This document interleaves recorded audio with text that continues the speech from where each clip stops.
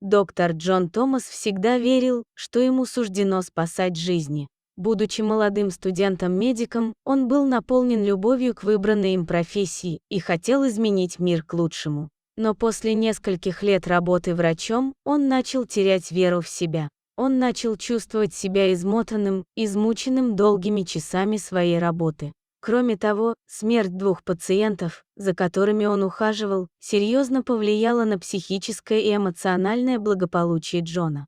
Он всегда верил, что его призвание – исцелять и спасать жизни. Но теперь он уже не был так уверен. Отец предложил ему немного отдохнуть, чтобы прийти в себя и подумать. И не было лучшего места, чем домик его семьи в лесу. Это место оставило приятные воспоминания о его детстве, и он был уверен, что посещение его придаст ему новых сил и энергии. Прогуливаясь по окрестным лесам, он любовался теми же деревьями, на которые лазил в детстве. Джон почувствовал, как изменилось его настроение, когда он погрузился в воспоминания о своем детстве. Однако, углубляясь в лес, Джон не мог избавиться от ощущения, что за ним наблюдают.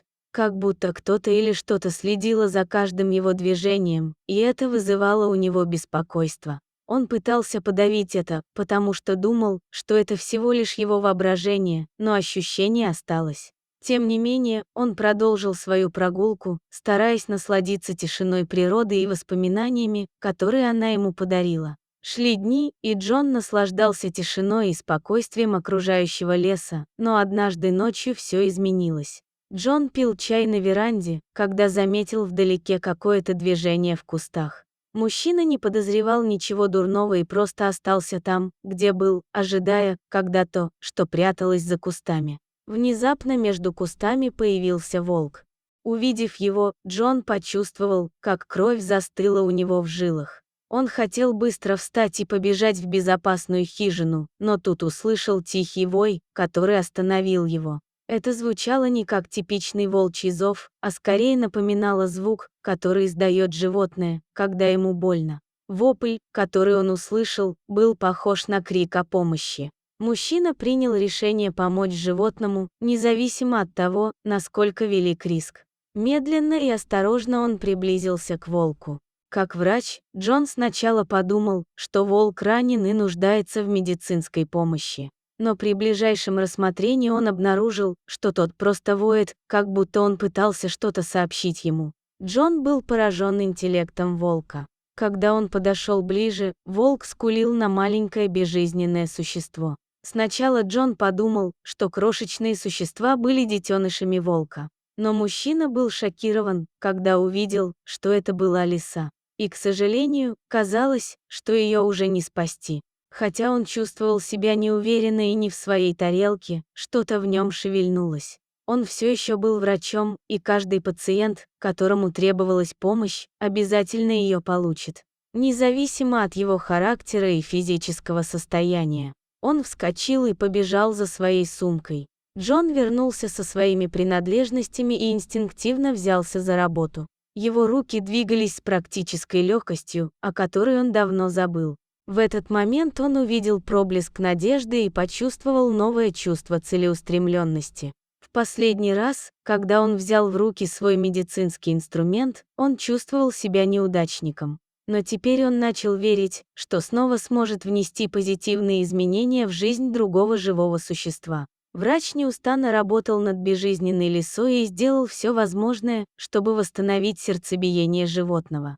Тем временем волк внимательно наблюдал за работой доктора и, казалось, поддерживал его душевно. Как только Джон собрался сдаться, он заметил легкое подергивание лапы лисы. Воодушевленный, он продолжил оперировать маленькое тело. И вскоре лиса издала слабый, но слышимый звук. Джон был вне себя от радости, когда понял, что спас лисе жизнь. Когда он поднял глаза, волк исчез, и открытый лес приветствовал его.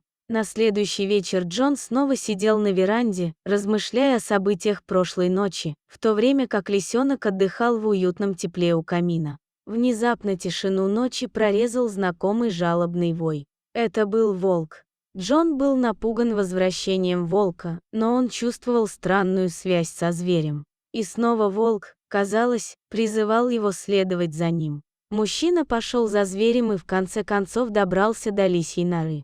Волк повел Джона ко входу, и когда он заглянул внутрь, то увидел группу крошечных беспомощных щенков лисы, прижавшихся друг к другу, едва раскрыв глаза. Сердце Джона упало, когда он понял, что их мать должно быть та самая лисица, которую он спас прошлой ночью. Он знал, что не может оставить этих уязвимых малышей одних.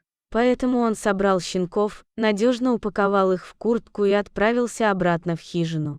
В течение следующих нескольких недель Джон ухаживал за щенками лисы.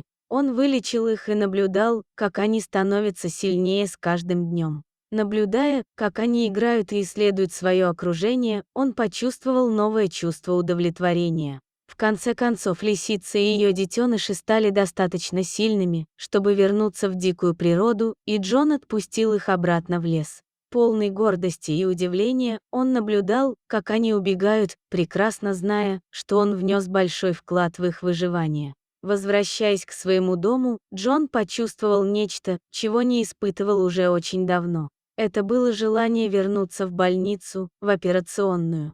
Спасение этих животных напомнило ему, как приятно помогать нуждающимся людям или животным. В тот день мужчина решил вернуться в больницу и спасти свою жизнь. Спасибо, дорогой друг, что дослушал до конца. Делись своим мнением в комментариях, а также подписывайся на канал. Впереди еще много интересного.